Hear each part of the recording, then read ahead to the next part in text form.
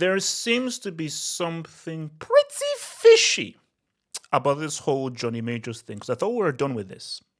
Let's talk about it because there's some very odd timing as to how this stuff is released.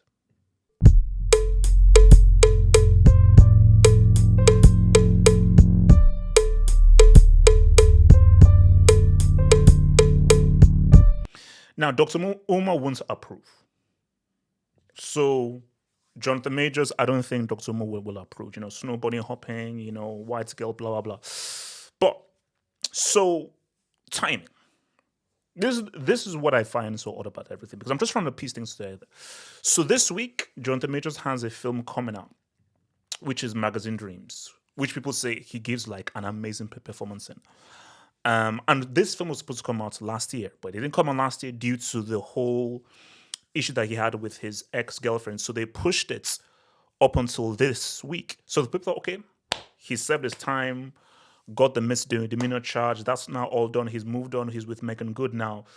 They've even married as well. So boom, new life, new thing, redemption arc. He's now going to promote this new film. And the week the film is released, there is an audio tape where his ex-girlfriend says, "Oh, you tried to choke me." And then John Major says, "Oh, yes, I was the aggressor there." So we don't see him choking her, but from what the audio tape reveals is that, he admits to choking her. My thing is this. There is no way they got that audio the week of his film's release. So, because you could have played that audio during the trial, or it could have come up like a lot earlier than this week. But why is it that you chose this week? Because you want to derail his career, 100%. And also I want to talk about redemption. And the theme of this video is keeping the same energy. That's the theme of this video is going to be keeping the same energy because there is a lack of keeping the same energy in all these discussions here. So so that audio comes out, and now people are like, oh my gosh, this is going to now mess up the release of the film. And a lot of people, specifically black people in America, they're like, oh no, we're standing 10 toes down because we can see what this is. This is obviously a calculated attack of trying to derail a man's career. And other people have been allowed to come back, so why can't he? Now, look, there is another angle to this, which is, Jonathan Majors, you are black. And you are you're not a Kevin Hart, nor you are a Chris Rock or a Dave Chappelle. You are a black guy in shape with muscles with a blonde white woman. The optics are there in this world that we live in. So you aggressing on doing anything, how you look and how she looks, we know how it's going to play. Specifically in Tinseltown, specifically in Hollywood. So I'm sure there are people within the industry just looking at those optics there that are like, no, this man must fall and his career must be destroyed. Because remember, this guy was Kang, and this guy was seen as to be the next true superstar in Hollywood and was receiving all these roles based on just what he was supposed to be. And just like that, it's been taken away. So I just find it convenient that literally, so it came out like I think sometime this week, and I think on Tuesday he got married to Megan Good. So it's almost as if like the marriage was like a few days after that tape came out. So I'm like, interesting timing. Like I'm sure that we're always going to get married, but the fact that you got married just before the film was released, so that you can be like, hey, they're coming after a redeemed, born-again, married man. And for many audiences, they're like, bro, leave this redeemed, married man alone, especially married to everyone's sweetheart, Megan Good. Because, guys, we all saw that 50 Cent's 21 Questions video. And I know all of the thoughts that we had when we saw the 21 Questions music video and Megan Good. It is what it is. I don't want to reveal anything, but it is what it is. So, like, oh, bro, let this guy live. Let this guy live. He's married to everyone's sweetheart. So let everyone live. But the timing is just weird. Because no, sorry, no, the time is not weird. We know what this is. If we release it before this film comes out, it will completely damage this film. But the thing though is, maybe it will work with a portion of people, but a large people can be stupid. They're not that stupid, and some people are like, wait a minute, but he got convicted, and you're releasing this tape now. So in order just to say no, we must end because he's already been beaten down, and the juice. What this film, even if that tape didn't come out, what this film could have done is not going to do the same. The damage is already done. This is just trying to be look. People worked on the film, and it has to come out because that will do a disservice to the director, the screenwriter, the producers, the second grip, the first AD, second AD, and all the large amounts of people that it takes to make a movie. That would be unfair. So it's time to come out. But here's my thing, you guys. Now, I don't know the particulars of the choking, whether he choked or he didn't choke, or what happened there. But I have eyes. I have eyes. I don't want to trigger anybody here. I'm just speaking plainly. I don't know of a case where the abuser is running away from the abused. Let me say that again for that kid right at the back of the class not listening. I don't know of a domestic abuse case where the abuser is running away from the abused. And maybe that's why they kept the tape, because when you look at that video, guys were like, huh? I don't care what it says in court. No, like, where is the abuse? So, guys, I'm actually just doing the math now. When this tape was released, guys were like, no. no. So even when he was convicted, people like us were like, we saw the tape. He just tried to push you back into the car, and you chased him, and he's running away from you.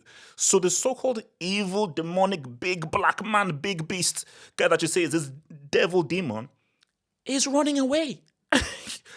I have never heard of a victim or somebody who's been abused running after and chasing after the abuser. Shouldn't the abused be running away from the abuser? Shouldn't the abused be trying to get away from the abuser? How is the abuser running away, running for his life, trying to get away from the abused?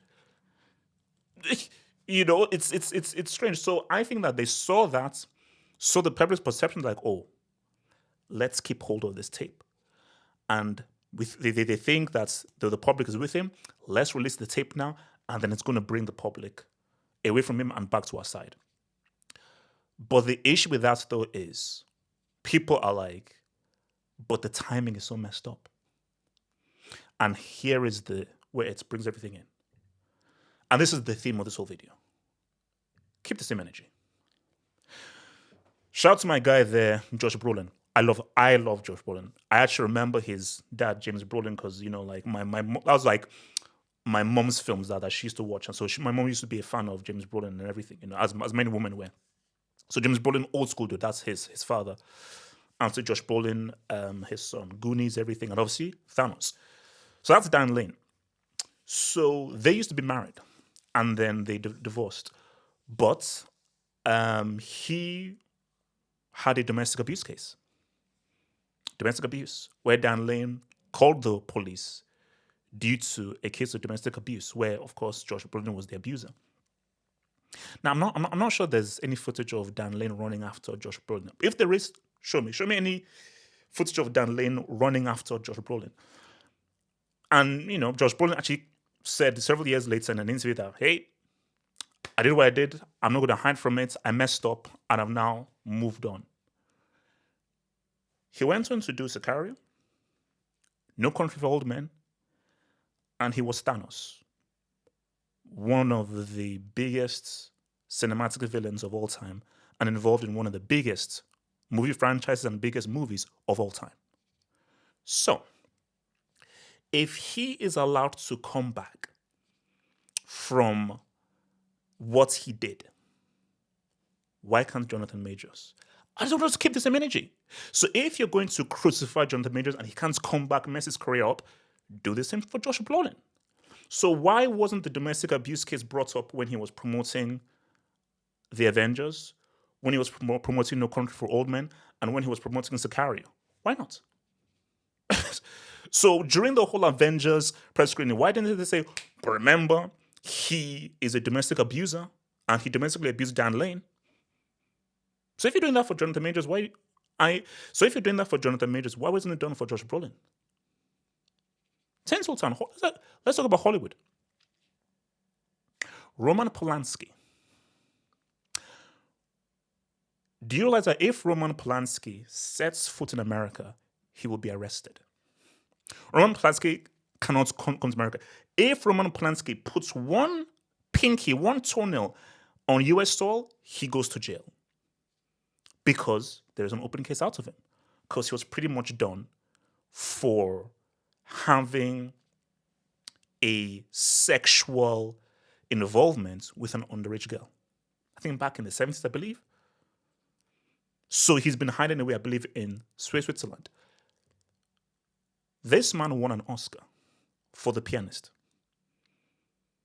So they gave an Oscar to a man who will go to jail if he comes to America for having a sexual involvement with an underage girl.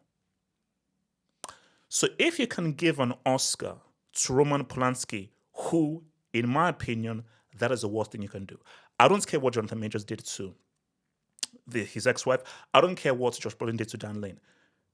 Anytime you mess with a minor, that is the worst offense. It is worse than anything you do. It's the worst offense. It's the worst offense. So if Roman Polanski can be involved in one of the worst offenses you can do, and he can still be given an Oscar, which means that you've allowed him to come back, why can't the same grace be given to Jonathan Majors? Is it that he doesn't have the complexion for the persuasion? I'm just asking questions. So it's interesting though. That's all I want. What I want is just very simple. Just keep the same energy. Just keep the same energy. If everyone gets crucified, everyone gets crucified.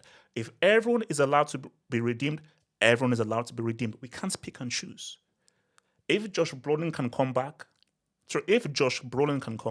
if Roman Polanski can be given an Oscar, Jonathan Majors should be allowed to say sorry, I've redeemed myself, and be allowed to come back.